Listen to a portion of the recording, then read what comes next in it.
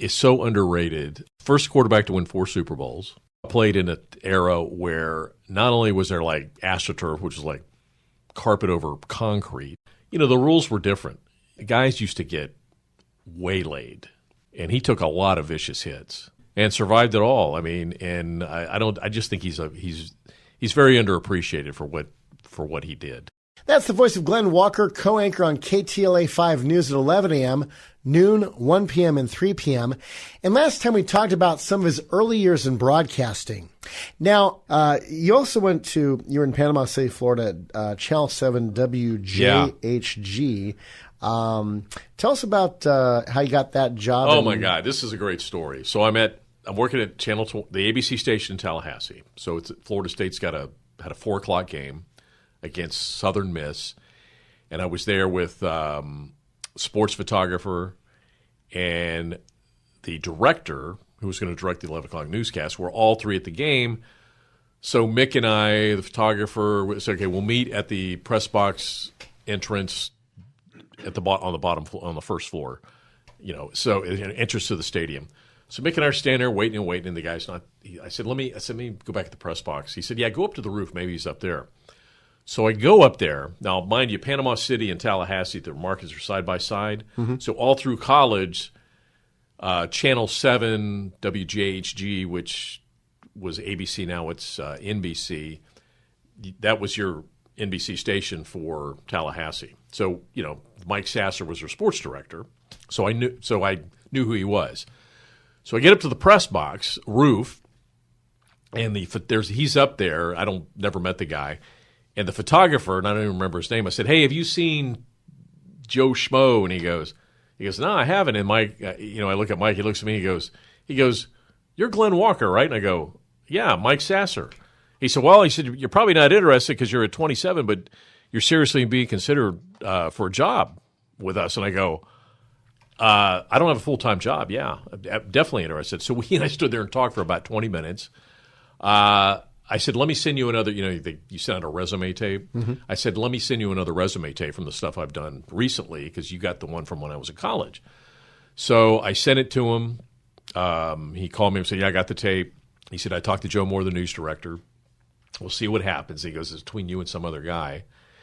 Then Mike calls me up and he goes, unfortunately, they went with the other guy. And I said, oh, bummer. So listen, I appreciate your, trying to help me out on this. Calls me about 5 days later and goes, Joe Moore's going to call you in about 30 minutes. I said, well, what happened to the other guy? And he goes, they couldn't find him. He never returned our calls. So I guess I got the job by default. I wonder if they're still waiting for his call. Oh, my God. But I was there. I was there about a year. I just remember starting in December, and then I got that phone call from the news director making it day after Christmas, a day later. A year later, but I would, eventually end up rooming with this reporter named Mike Gerspan, and it was funny because we shared this townhouse apartment. Mm-hmm. We would drive across the Bay Bridge to the TV station from Panama City to Panama City Beach, pull in a parking lot, side by side, and then we'd both walk in the station. He'd get his assignment. And I was just basically his photographer, go out and shoot his story, come back. By this time, Mike came in. We'd go to one of the high school or the junior college to shoot an interview or whatever, and I'd help him do the 6 o'clock news or prepare the 6 o'clock news, editing, whatever. And then take off. I'd go to the gym, whatever, and then go home, eat, and then go to bed, get up and do it the next day.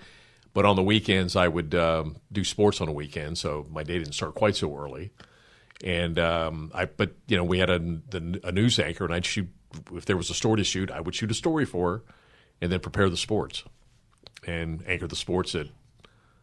I guess did we have a 6 o'clock news? I don't even remember. I think it was, and they were a Central Time Zone, so it was a 10 o'clock newscast. So you're done at 10:30. So that's not bad. Yeah, yeah, it's nice to have earlier times to finish the news. Well, except when you're covering a high school football game that starts at 7 o'clock, like they do in the Eastern Time Zone, you don't have as much time to get back and get it put together.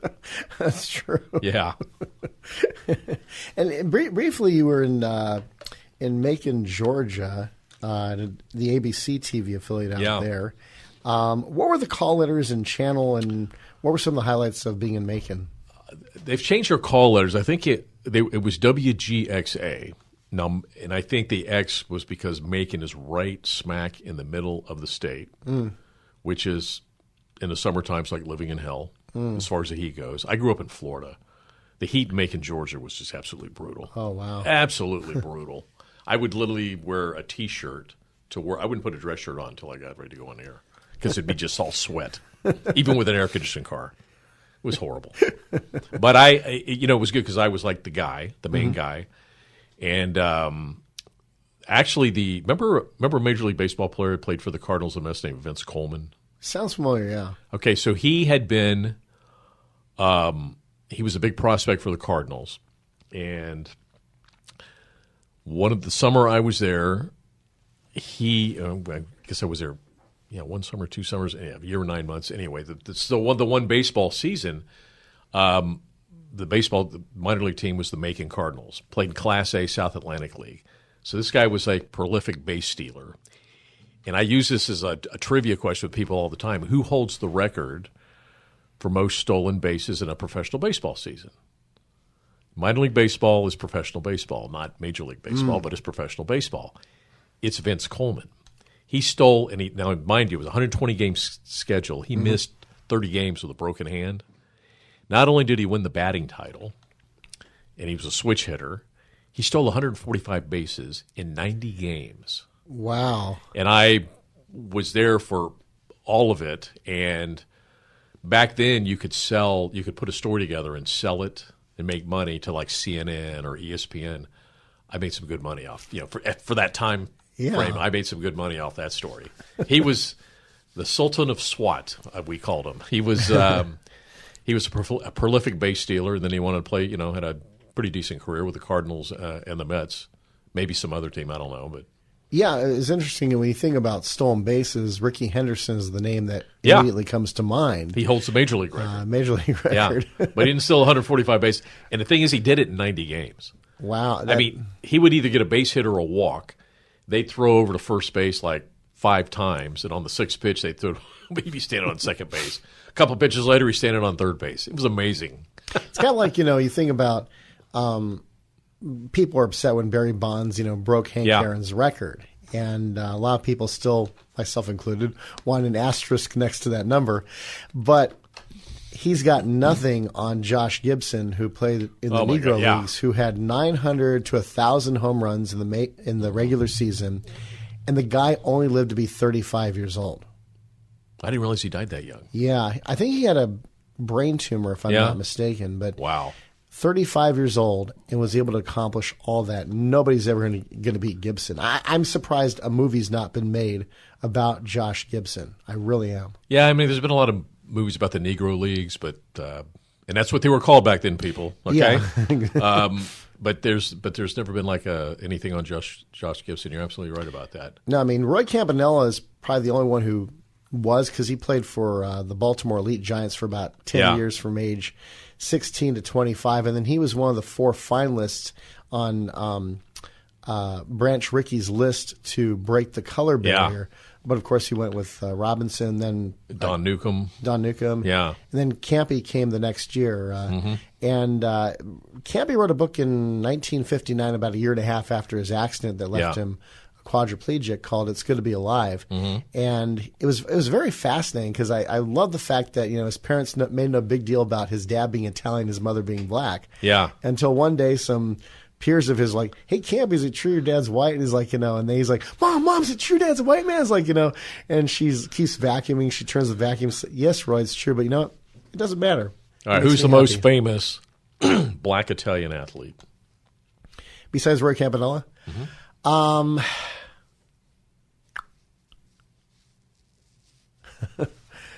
Man, I'll give you a hint. Played in the NFL.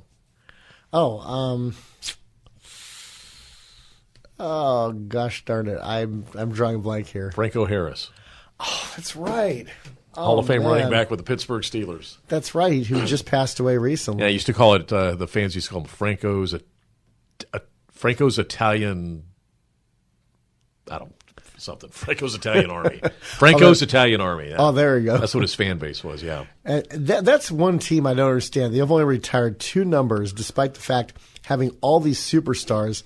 I mean, yeah, the Clippers have never retired any numbers, but they've never had any championships. But the dynasty of the Steelers back, they don't retire numbers there with the Steelers? Well, they've only retired, I think, 2 numbers total. Bradshaw and I actually don't think Bradshaw's number's been retired. I got to tell you something. That guy is so underrated. Oh, yeah. He was the first quarterback to win 4 Super Bowls. Mm-hmm. Joe Montana was the second. And then, of course, Brady is in a whole different league.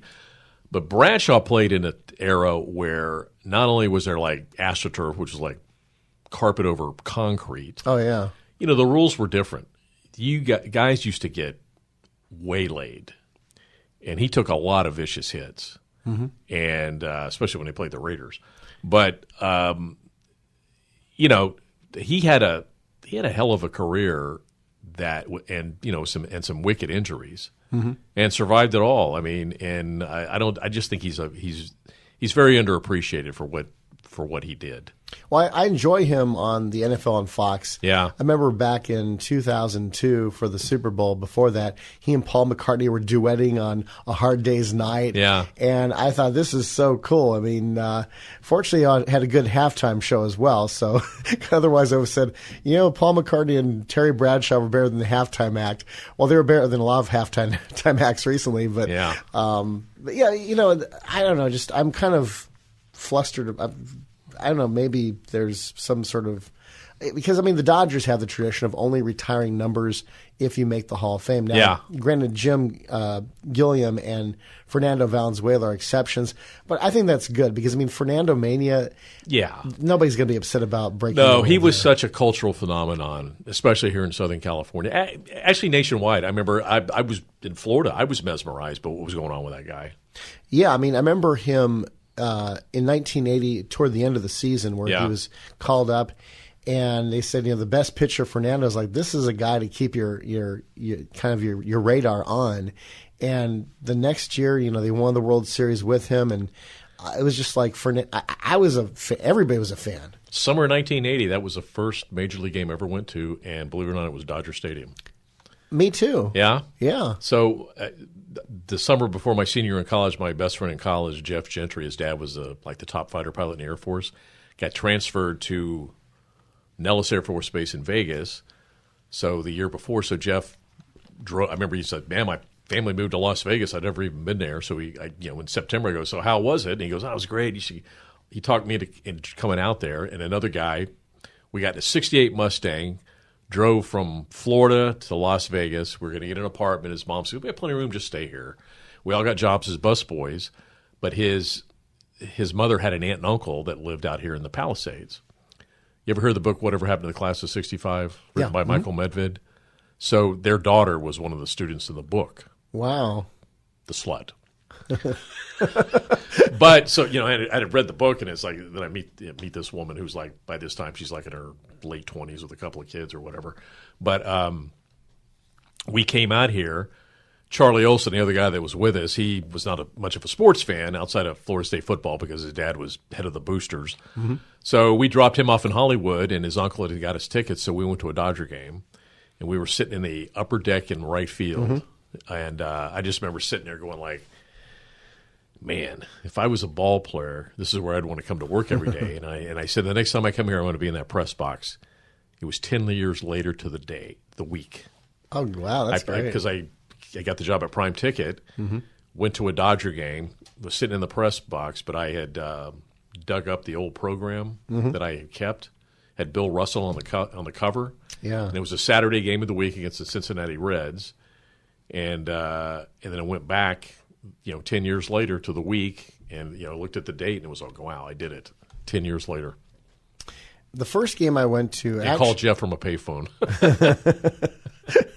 The first game I went to, I remember it was either spring or summer of 1980, and with my dad and a friend of mine and his dad. And until then, the only thing I knew Steve Garvey for was doing the Jack LaLanne health spa commercials with his then wife Cindy. Yeah, and then about a month later, I discovered Cindy Garvey co-hosting AM Los Angeles with Regis Philbin.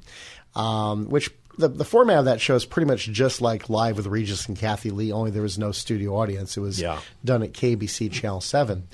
And it was, it was just, I was like, and then of course Steve Yeager, Davey Lopes, Joe Ferguson, Kenny Landreau, Ron Say. It was just, wow. I mean, and then I got to meet Billy Russell a couple of years ago during Major League Baseball All-Star Weekend when the game was here in Los Angeles. It was just like, wow. I also met Reggie Smith. Yeah. And then Bert Campaneris from the Oakland Athletics. And it was just like a weekend to remember. And I was like, man, I mean, getting to finally meet one of the other. I met Kenny Landreau before, but being part of the infield there. And I've shaken hands with Garvey also and spoken to say over the phone. But wow, it's just think about Garvey. Like when I was at Prime Ticket, he was like a baseball analyst for us, like during the World Series or whatever. So so I knew Steve, and I go to New York, and I come back, and they had me cover one of the, I always do those things like in the off season that people go to.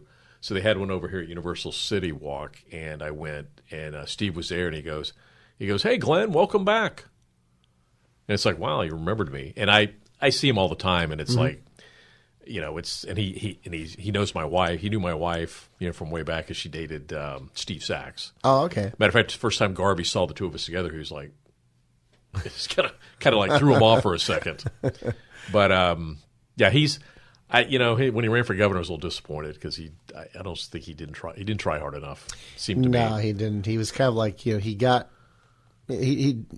campaigned harder in the primary than he did in the general election. Yeah. After the general election, it's like, okay, where's Waldo is pretty much what it was. I mean, the show I produced, we're trying to get him on the show and Yeah, I think Jennifer Horn was telling me he tried to do an interview with him and he just wasn't available. Yeah, I mean, it's like, dude, where are you? I mean, why are you not available? You should be available, We had that with another candidate before Jen was on the show, who was also running for governor, and people were upset. Well, so-and-so cost him the election, or was like, well, no, because he was not coming onto the show. He said, I'll be here, at this time. But then I got an email that shot to my spam box saying, oh, he's not going to be in today. They should have given me a call to saying, also that they just sent an email. But that's easy to miss. And so we were hyping his being a guest on over and over again. And he's a total no-show. Yeah, no-show. And then so he said, we'll call you back and have you on. So I called him back a couple more times.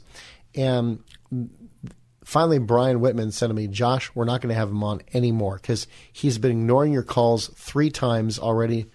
Never again. And so the other guy who ended up winning the primary, Neil Kashkari, he came on. And so Brian, who's liberal, Kashkari, the Republican, Neil, the real deal Kashkari is what Brian called him because the other guy was a flake.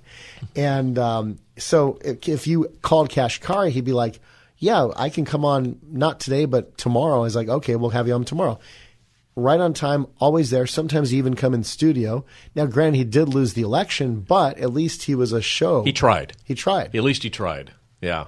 So, I mean, it's like that's what I have more respect for rather than just kind of like, okay, I'm going to run for the sake of running. I mean, a lot of people do that, unfortunately. I'm not sure if there's some sort of like, I don't know, publicity, push or, maybe there's extra cash. I don't know. I mean, I'm just theorizing here, but it's just it's a mystery. It's a mystery, yeah, definitely. Actually, I stand corrected. The Pittsburgh Steelers have retired 3 numbers. Ernie Stautner, number 70. Mean Joe Green, number 75, and Franco Harris, whom we talked about just a couple of minutes ago, number 32. And sadly, he passed away 4 days before his number was retired. We are talking with KTLA 5 midday news anchor Glen Walker, and next time we talk about his time on Prime Ticket as anchor of the press box, as well as some other shows there, and find out who started that Los Angeles-based cable channel.